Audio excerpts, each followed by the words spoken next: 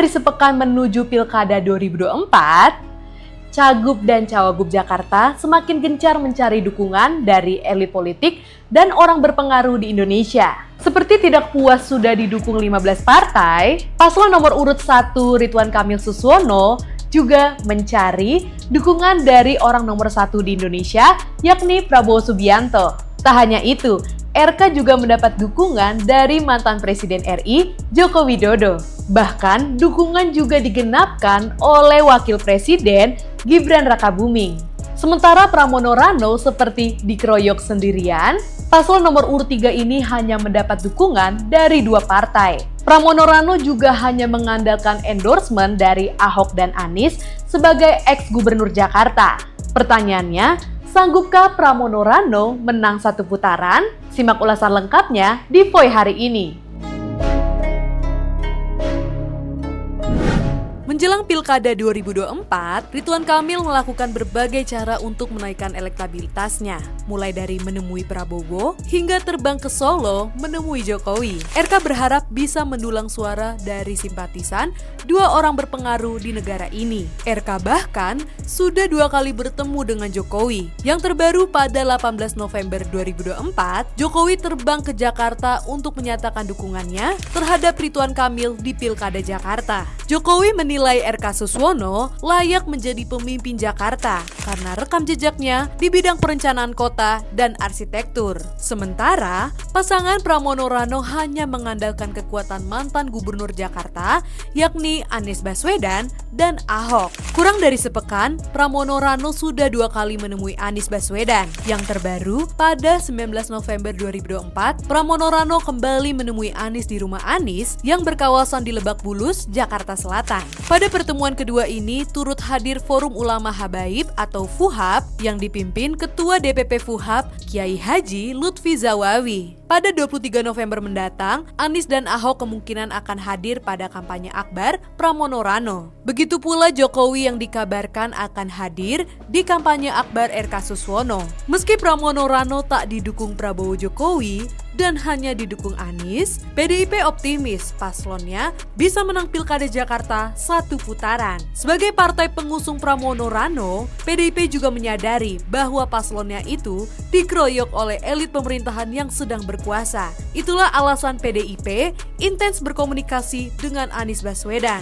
Karena ketika praktek-praktek yang intimidatif dibiarkan, praktek penggunaan sumber daya negara itu dibiarkan yang menciptakan persaingan yang tidak adil, bahkan kemudian penindasan di dalam sistem demokrasi oleh orang-orang tertentu, keluarga tertentu, maka ini kemudian memunculkan suatu arus balik perlawanan. Jadi itulah komunikasi yang kami lakukan dengan Mas Anies Baswedan. Terima kasih. Kalau kita amati mulai dari Jokowi, Anies, Ahok hingga Prabowo, masing-masing menyinggung rekam jejak paslon-paslon yang mereka dukung.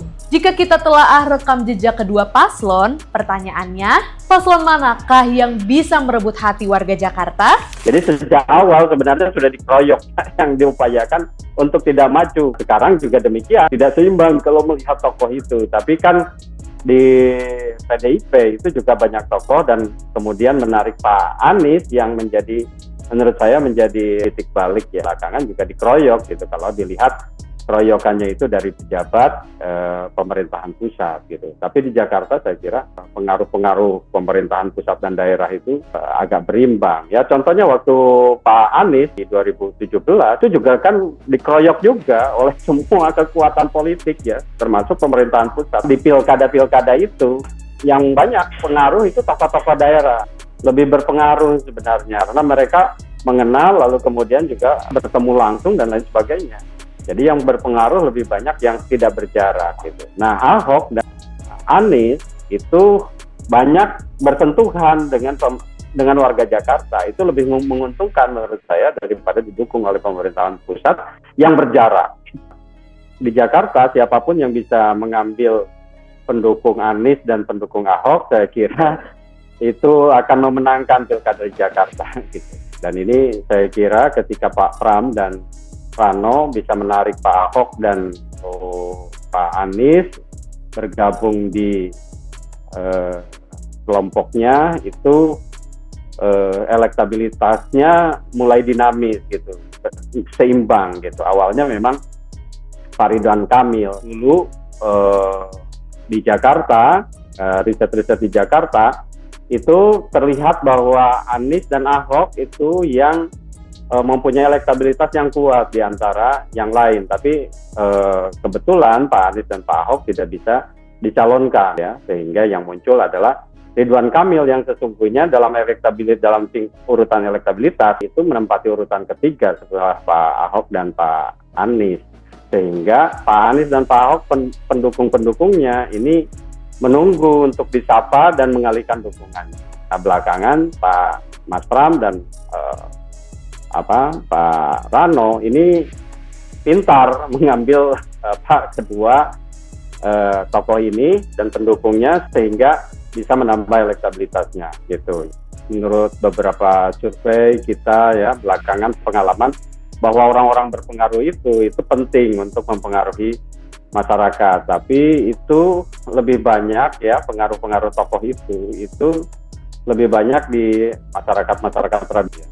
Tapi di masyarakat yang lebih rasional, semacam masyarakat di Jakarta berpikir atau menentukan pilihannya dari program dan visi misi yang mereka sampaikan. Keduanya atau ketiganya ya fokus urusan-urusan yang menjadi persoalan-persoalan di Jakarta. Tapi Pak Rano saya kira ya melihat soal kebudayaan itu juga ya melihat atau mempersiapkan ketika Jakarta tidak jadi lagi ibu kota, saya kira itu lebih realistis ya dibandingnya.